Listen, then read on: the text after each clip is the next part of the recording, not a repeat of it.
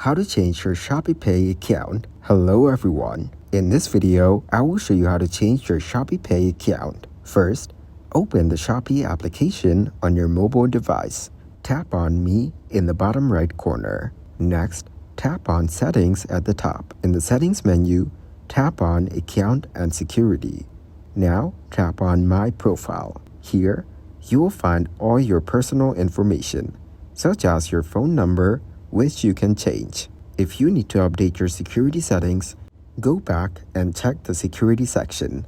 To change other details, go to My Profile again, where you can update your name, bio, and other personal information. Next, go back to the main menu and tap on My Addresses. Here, you can change your address by adding a new one or editing the existing one. You can also change the region if necessary. Make sure to review other sections to ensure all your information is accurate and up to date. This will help you effectively manage and update your Shopeepay account information. Thank you guys for watching this video. Hope you got some value. Make sure to like the video and subscribe to the channel to get notified of new videos. See you in the next one.